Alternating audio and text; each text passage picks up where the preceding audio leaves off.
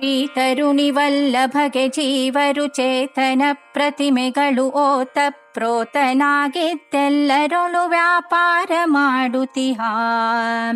ಹೋತ ಸರ್ವೇಂದ್ರಿಯಗಳೊಳು ಸಂಪ್ರೀತಿಯಿಂದುಂಡುಣಿಸಿ ವಿಷಯ ನಿರ್ವಾತ ದೇಶಗ ದೀಪದಂದದಲಿಪ್ಪ ನಿರ್ಭಯದಿ.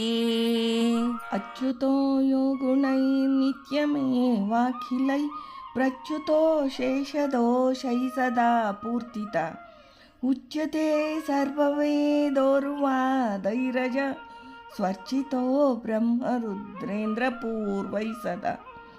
ದಾಸವರ್ಯಂ ದಯಾಯುಕ್ತಂ ಪೂರ್ಕೃತ ದುರಾಶಿಷಂ ಹರಿಕಥಾಮೃತಸಾರ ವಕ್ತಾರಂ ಜಗನ್ನಾಥ ಗುರುಂ ಭಜೆ. ಶ್ರೀ ಹರಿಕಥಾಮೃತಸಾರ ಬಿಂಬೋಪಾಸನಾ ಸಂಧಿ ಪದ್ಯ 17. ಶ್ರೀ ತರುಣಿ ವಲ್ಲಭಾಗೆ ಜೀವರು ಚೇತನ ಪ್ರತಿಮೆಗಳು ಎಂಬ ಈ ಪದ್ಯದಲ್ಲಿ ಶ್ರೀ ಜಗನ್ನಾಥದಾಸಾರ್ಯರು ಚಲ ಪ್ರತೀಕಗಳೆಂದೆನಿಸುವ ಸರ್ವ ಜೀವರುಗಳಲ್ಲಿ ಅಂತಸ್ಥಿತನಾಗಿ ಆ ಅನಂತ ಮಹಿಮಾ ಸಂಪನ್ನನು ಮಾಡುವ ಕ್ರಿಯಾದಿಗಳನ್ನು ತಿಳಿಸುತ್ತಾರೆ. ಶ್ರೀ ಲಕ್ಷ್ಮೀದೇವಿಯು ನಿತ್ಯ ಯೌವನವತಿಯು, ಅತ್ಯಂತ ಕಾಂತಿ ಸಂಪನ್ನರು.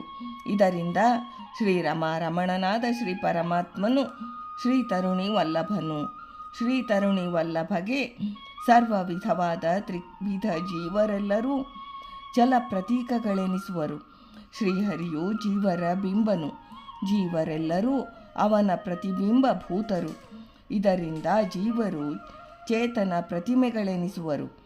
ಶ್ರೀ ತರುಣಿ ವಲ್ಲಭಗೆ ಚೇತನ ಪ್ರತಿಮೆಗಳಾದ ಸರ್ವಜೀವರಲ್ಲಿ ಬಿಂಬನಾದ ಶ್ರೀ ಪರಮಾತ್ಮನು ವಸ್ತ್ರದಲ್ಲಿ ನೇಯ್ದಿರುವ ದಾರದ ಎಳೆಗಳಂತೆ ಓತಪ್ರೋತನಾಗಿ ವ್ಯಾಪಿಸಿರುವರು. ಅಂದರೆ ಅಡ್ಡವಾಗಿ ಉದ್ದವಾಗಿ ದಾರಗಳನ್ನು ಸೇರಿಸಿ ನೇಯ್ದ ವಸ್ತ್ರಗಳನ್ನು ನಿರ್ಮಿಸಿರುವರು. ಅಂತೆಯೇ ಜೀವರ ಅಂತಶ್ಚ ಬಹಿಶ್ಚ ವ್ಯಾಪ್ತನಾಗಿದ್ದಾನೆ ಆ ಅಪಾರ ಮಹಿಮಾ ಸಂಪನ್ನನು. ಜೀವರಲ್ಲಿ ಓತಪ್ರೋತವಾಗಿ ವ್ಯಾಪಿಸಿಕೊಂಡಿದ್ದು ಸರ್ವಕರ್ತನಾದ ಶ್ರೀ ಪರಮಾತ್ಮನೇ ಬಿಂಬಕ್ರಿಯಾ ರೂಪದಿಂದ ಸ್ಥೂಲ ದೇಹಗತ ಸಕಲೇಂದ್ರಿಯಗಳ ದ್ವಾರ ಸಕಲ ವ್ಯಾಪಾರಗಳನ್ನು ಮಾಡಿಸುತ್ತಿರುವನು. ವಿಷಯಗಳನ್ನು ಆಯಾಯ ಇಂದ್ರಿಯಗಳಿಗೆ ಸನ್ನಿಕರ್ಷ ಮಾಡಿ ಇಂದ್ರಿಯಗಳ ದ್ವಾರ ಜೀವನ ಅನುಭವಕ್ಕೆ ತರುವುದರಿಂದ ಅವನಿಗೆ ಹೋತ ಎಂದು ಹೆಸರು. ಇದೊಂದು ಯಜ್ಞ ರೂಪವಾದ ಕ್ರಿಯಾ. ವಿಷಯಗಳೇ ಇಂದ್ರಿಯಗಳಿಗೆ ಹವಿಸ್ಸು. ವಿಷಯಾಂತರ್ಗತನಾಗಿದ್ದುಕೊಂಡು ಜೀವರಿಗೆ ವಿಷಯಗಳ ಅನುಭವವನ್ನು ತಂದೀಯುವನು. ಯಜ್ಞ ಕ್ರಿಯೆಗಳಲ್ಲಿ ಹವಿಸ್ಸನ್ನು ಸ್ವೀಕರಿಸುವವನಿಗೆ ಹೋತ ಎಂದು ಹೆಸರು.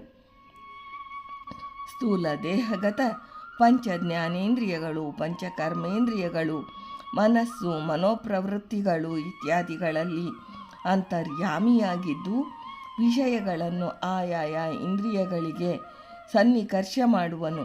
ವಿಷಯಾಂತರ್ಗತನಾಗಿದ್ದು ತನ್ನ ಭಗವದ್ರೂಪಗಳನ್ನು ಇಂದ್ರಿಯಾಂತರ್ಗತ ಭಗವದ್ರೂಪಗಳಲ್ಲಿ ಐಕ್ಯ ಮಾಡುವನು. ಇದರಿಂದ ಬಿಂಬಕ್ರಿಯಾ ದ್ವಾರ ವಿಷಯಗಳನ್ನು ಇಂದ್ರಿಯಗಳ ಮೂಲಕ ಜೀವರಿಗೆ ಉಂಡುಣಿಸುವನು.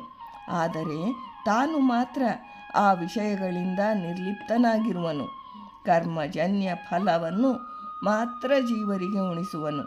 ಸಕಲ ಕರ್ಮಕರ್ತನಾದ ಸರ್ವೇಶನ ಈ ವ್ಯಾಪಾರ ವಿಶೇಷವನ್ನು ಸುಂದರವಾದ ದೃಷ್ಟಾಂತದಿಂದ ತಿಳಿಸುತ್ತಾರೆ ಶ್ರೀ ಜಗನ್ನಾಥದಾಸಾರ್ಯರು.